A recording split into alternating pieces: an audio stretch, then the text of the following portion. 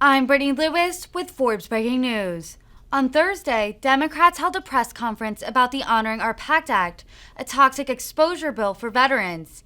Speaker of the House Nancy Pelosi expressed her disappointment in the 80% of Senate Republicans who voted to block the long-awaited bill.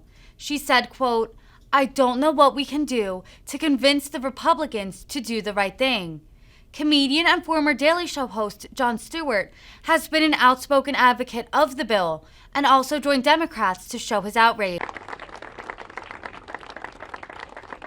Thank you, Raul Ruiz, for your very passionate and very well-informed comments about how we have to meet the needs of our veterans.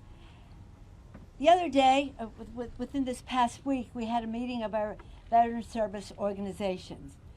We were talking about what comes next, but we did consider it a midday celebration in anticipation that the PACT Act would pass the Senate. It is bipartisan. The Senate has worked its will on the legislation, and we passed that version under the leadership of Mark Takano. Where's Mark? Is Mark here? Our chairman of our Veterans Committee.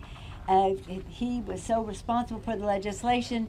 Raul Ruiz, as a physician, as a public health expert, and as a doctor member of Congress, has been on this issue for a long time. And of course, the Camp Lejeune water issue that Matt Cartwright took part. Senator Tester's leadership was so important, and I'm so pleased that both he and the ranking member Moran voted for the legislation.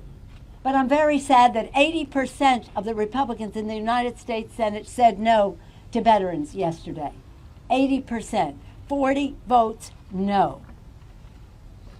The veterans have waited too long overdue. 3.5 million veterans will benefit, have the possibility of benefiting from this legislation.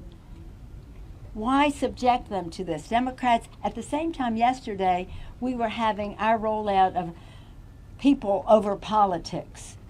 And when it comes to our veterans, we have always striven to work in a bipartisan way.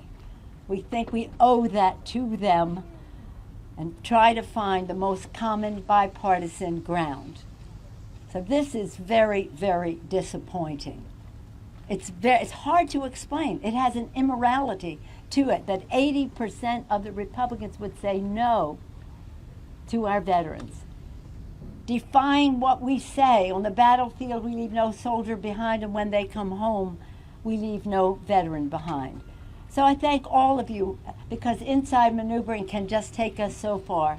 The outside mobilization has been essential to our getting to where we thought we were at the beginning of yesterday. I thank Jon Stewart, John Field. Where is John? Both of our Johns here? I'm over there. You're over there. Yeah, John can make it. Give him my love. I will. Okay. But I mean, we all share the dismay at all of this. It's a missed opportunity. It's a missed opportunity. It's hard to explain. But we will not stop until we get the job done. I don't know what we can do to convince the Republicans to do the right thing, except public opinion weighing in. We know what happened, you have to say to them. Why did you abandon our veterans? Come home, so that when they come home, we leave no veteran behind. With that, I'm very pleased to yield. Senator Brown. To Senator Brown, and thank you so much.